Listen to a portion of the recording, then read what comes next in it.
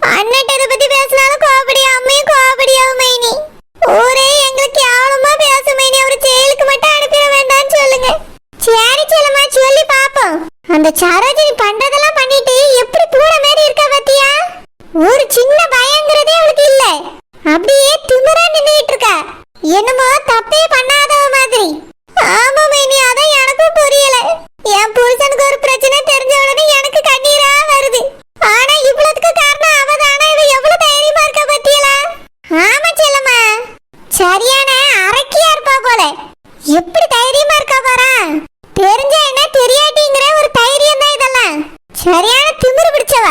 இவளாலதான் நான் வீட்டை விட்டு வெளியே போனேன். இப்போ உன் புருஷனுக்கு பிரச்சனைன்னு தெரிஞ்ச உடனே தான் நான் மறுபடியும் வந்திருக்கேன் செல்லம்மா. இல்லனா கண்டிப்பா வந்திருக்க மாட்டேன். இந்த பிரச்சனை எல்லாத்துக்கும் இவ தான் காரணம். உங்க யாருக்குமே இது தெரிய மாட்டேங்குன்னு நான் சொல்றதுக்காக ஓடி வந்தேன். அப்படியே மைனி? ஆமா செல்லம்மா. நான் வந்து சொல்லலனா இதுக்கு காரணம் உன் புருஷனே எல்லாரும் முடிவு கட்டி இருப்பாவ. நான் வந்து சொன்ன பிறகு தானே உங்களுக்கு அவ தான் காரணம் தெரியுது. ஆமா மைனி, நானும் அதை பத்தி யோசிக்கவே இல்லை. அந்த ஆம்லெட் போட்டு கொடுத்தது கூட அவளை எப்படி நியாயப்படுத்திக்கிட்டா பாத்தியா? ஒண்ணுமே தெரியாதா பச்சை குழந்தாவ, ஒண்ணுமே தெரியாம போறதுக்கு. நல்லவ அக்காக்காரிக்கிட்ட வத்தி வைக்க மட்டும் தெரியும். மத்தபடி ஒண்ணுமே தெரியாத பூனை மாதிரி இருந்துக்கிடுவா. எல்லாம் நடிப்பு தான். உன் புருஷன் மட்டும் இப்ப எங்க இருக்காருன்னு தெரிஞ்சது அவ கழுத்தை பிடிச்சி நம்மளே வெளியே தள்ளிடலாம் செல்லம்மா. அவர் எங்கதான் போனாரு உனக்கு தெரியாது? அக்கா பார்க்க போறேன்னு சொல்லிட்டு போனாரு மைனி. போன சுவிட்ச் ஆஃப் பண்ணி வச்சிருக்காரு. எங்க போனாருன்னே தெரியல. அண்ணனும் தேடி பார்த்தேன்னு சொன்னா கிடைக்கலன்னு சொல்ற மைனி. நல்லா யோசிச்சு பாரு செல்லம்மா, எங்க போயிருப்பாருன்னு. சீக்கிரமா அவரை கண்டுபிடிச்சாதான் இதுக்கு ஒரு நியாயம் பிறக்கும்.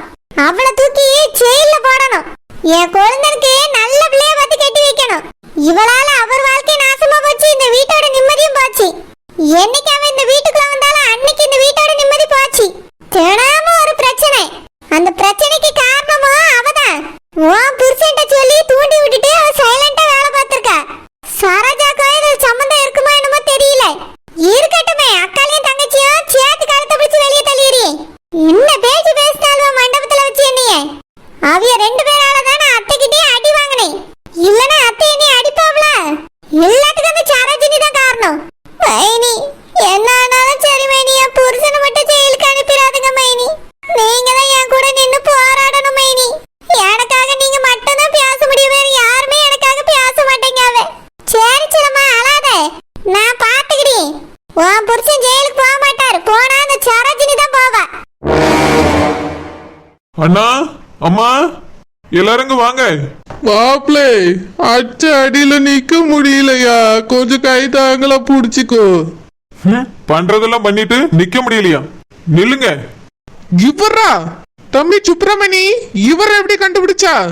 அண்ணா, அவர் வீட்டுக்குள்ளதான் பூட்டு போட்டுட்டு உட்கார்ந்து இருந்தாரு. நான் பூட்டை உடைச்சிட்டு உள்ள போய் பார்த்தா தண்ணி அடிச்சுட்டு பட்டு கிடந்தாருண்ணா. என்னது, தண்ணி அடிச்சுக்கிட்டா? ஆமா, நான் தண்ணி அடிச்சுட்டு தான் பட்டு இருந்தாரு. நான் அவர்கிட்ட எதுக்காக இப்படி பண்ணீங்கன்னு கேட்டேன். ஒழுங்கான பதில் வரலண்ணா. அதான் அடிச்சு கூட்டிட்டு வந்திருக்கேண்ணா. இவரெல்லாம் அடிக்க வேண்டியதா? இந்த மாதிரி வேலை பார்த்தா எல்லாரும் அடிக்கதான் செய்வாவ. மாப்பிள, என்ன வேலை பார்த்து வச்சிருக்கீங்க நீங்க? சூர்யா உங்களுக்கு அப்படி என்ன அநியாயம் செஞ்சான்? எதுக்காக நீங்க இப்படி செஞ்சீங்க? மனசாட்சின்னு ஒண்ணு இருந்திருந்தா இப்படி பண்ணிருப்பீங்களா? ஏங்க, எதுக்குங்க இப்படி செஞ்சீங்க? உங்களை பத்தி எல்லாரும் ஏதேதோ சொல்லியாவ. எதுக்குங்க இப்படி செஞ்சீங்க? ஏங்க எங்களை மேல மேல வேதனைப்படுத்துறீங்க? ஏதோ குடிச்சிட்டு கிடக்குறீன்னு நினைச்சோம். ஆனா இப்படி ஒரு துரோகம் பண்ணிருக்கீங்களங்க. என் தம்பி அப்படி என்னங்க உங்களுக்கு பாவம் செஞ்சா? மருமோனே, என் பிள்ளை உங்களுக்கு என்ன அநியாயம் பண்ணா? அவன் வாழ்க்கையை அழிக்க எதுக்கு இப்படி திட்டம் போட்டிய? அத்தை, என்னைய மன்னிச்சிருங்க அத்தை. மன்னிப்பு கேட்டுட்டா மட்டும் எல்லாம் சரியாயிருமா? என் தம்பி எவ்வளவு மன உளைச்சலுக்கு ஆளாயிருக்கான் தெரியுமா?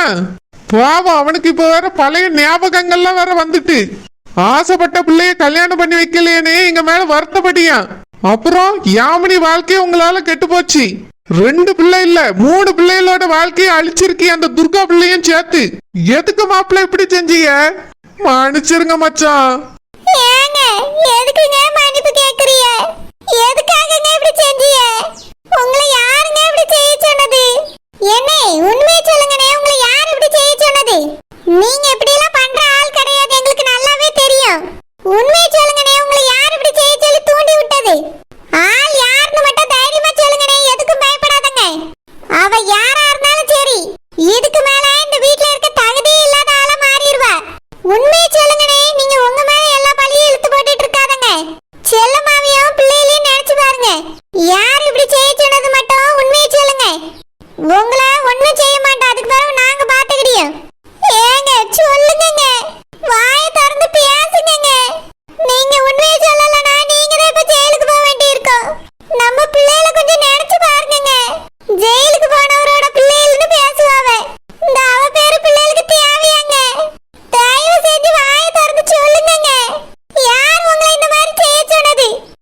மணி வாங்கிட்ட ஏதாவது சொன்னாரா?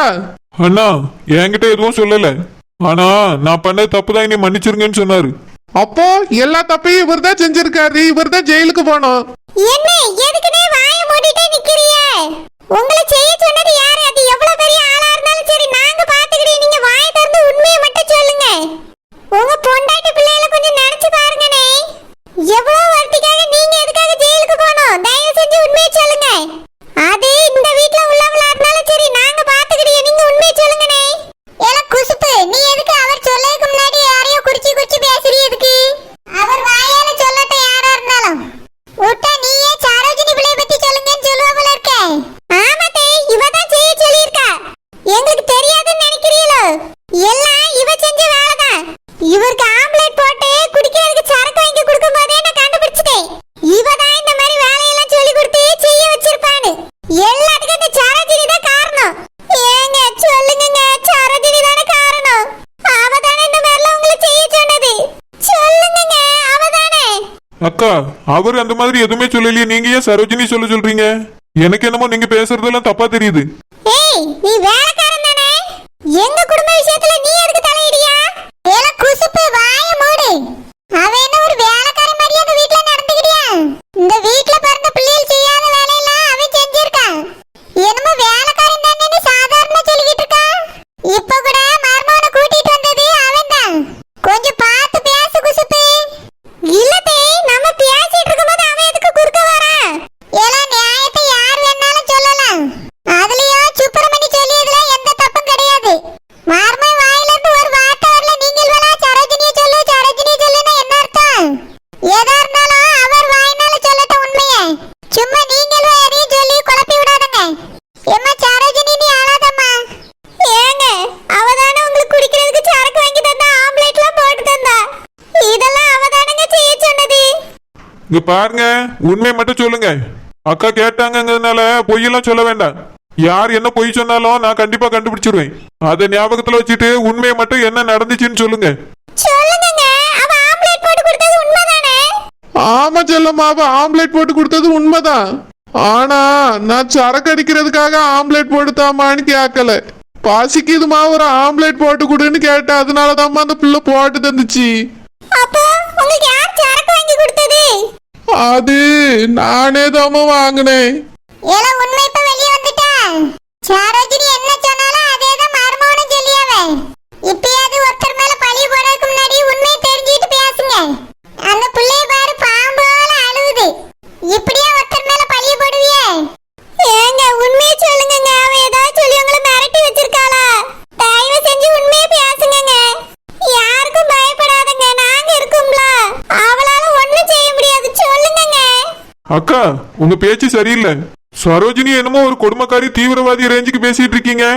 இங்க பாரு, உனக்கு இவள பத்தி தெரியாம இவளுக்குலாம் நீ சப்போர்ட் பண்ணாத சொல்லிட்டேன். அவ புருஷன்ட்ட அவ கேட்டிட்டு இருக்கா, நீ வாயை மூடிட்டு கொஞ்ச நேரம் சும்மா இரு. எங்க குடும்ப பிரச்சனை என்னன்னு எங்களுக்கு தான் தெரியும். ஏல குசுப்பு, பேச்சு சரியில்லை. பிரிச்சு பிரிச்சு பேசிட்டு இருக்காத. எத்தி, உங்களுக்கு நான் சொன்னா மட்டும் தான் எல்லாமே தப்பா தெரியும். ஏன் வாயை அடக்குனானா முதல்ல வந்துருவீங்க. ஷூ, அமைதியா இருங்க. மாப்பிள்ள உண்மையை சொல்லுங்க. யார் உங்களை இந்த மாதிரி செய்ய சொன்னது? நீங்களா செஞ்சீங்களா இல்ல வேற யாரும் தூண்டி கிண்டி விட்டாங்களா? உண்மையை எதுவோ மறைக்காம சொல்லுங்க. மச்சான், என்னைய மன்னிச்சிருங்க மச்சான். அப்போ நீங்க தான் எல்லாத்தையும் செஞ்சதா? என்ன இருக்காதுனே, கொஞ்சம் பொறுமையா இருங்கனே. நான் விசாரிச்சு சொல்லியனே. கண்டிப்பா என் புருஷன் செஞ்சிருக்க மாட்டாருனே. ஏதாவது காரணம் இருக்கனே, கொஞ்சம் பொறுமையா இருங்கனே.